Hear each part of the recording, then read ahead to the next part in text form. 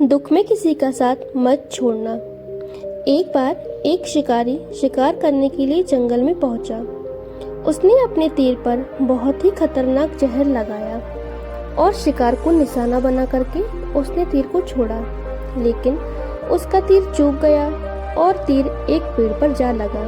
वह पेड़ बहुत ही हरा भरा और बहुत सारे तोते उस पेड़ पर रहते थे। जैसे ही वह जहरीला तीर उस पेड़ पर जाकर लगा, वह पेड़ धीरे धीरे सूखने लगा और उस पेड़ पर जो भी तोते रहते थे वह एक एक करके उस पेड़ को छोड़कर जाने लगे। उस बड़े से पेड़ के कोटर में एक बहुत ही बूढ़ा तोता रहता था, जो बहुत ही धर्मात्मा और अच्छे मन का था। सभी तोते उस पेड़ को छोड़कर जाने लगे, लेकिन वह बूढ़ा तोता जाता था, दाना लेकर के आता और उसी कोटर में आकर बैठ जाता था, परंतु उस पेड़ को छोड़कर जाने के लिए तैयार नहीं था। बूढ़े तोते के साथियों ने कई बार आकर के उसे समझाया कि यह पेड़ सूख रहा है और किसी दिन गिर भी जाएगा, चलो किसी और पेड़ पर चलकर रहते हैं, परंतु वह बूढ़ा तोता वहां से जाने को तैयार नहीं हो रहा था। अब यह बात देवराज इंद्र तक पहुंची। उन्हें बताया गया कि एक तोता है, वह जिस पेड़ पर रहता है उस पेड़ पर एक जहरीला तीर लगने के कारण सूखने, गिरने और खत्म होने के कगार पर आ पहुंचा है, और एक बूढ़ा तोता अभी भी वहीं पर रह रहा है। वह दाना लेकर आता है और वहीं पर रहता है, जबकि उस जंगल में बहुत सारे पेड़ हैं, लेकिन वह उसी पेड़ पर रह रहा है।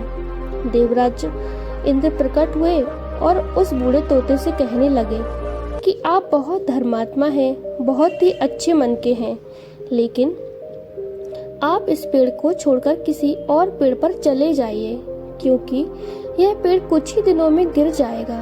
तालाब के पास में बहुत से बड़े बड़े हरे भरे पेड़ हैं, बड़े बड़े कोटर हैं, उन पेड़ों पर फल भी लगे हुए हैं, उन्हें वहीं पर तोड़कर खा भी सकते हैं, परंतु आप यहाँ से चले जाएं। तोता बोला कि माफ कीजिएगा, इस पेड़ ने मुझे जीवन दिया है, शिकारियों से मेरी रक्षा की है और हर मौसम में मेरे साथ रहा है।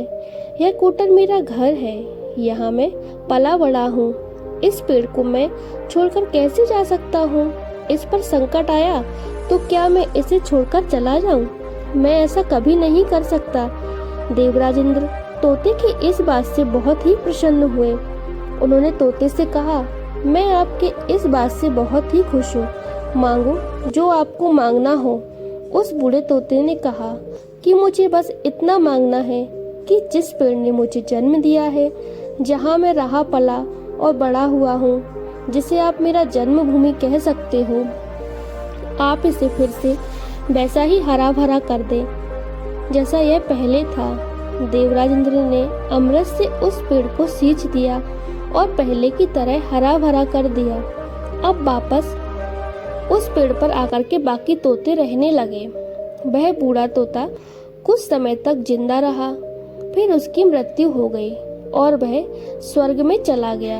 यह कहानी हमें यह सिखाती है कि जब भी किसी इंसान का दौर आता है तो इमोशनली वह बहुत ही टूटा हुआ होता है, उसे किसी के सहारे की जरूरत होती है, किसी की आवश्यकता होती है।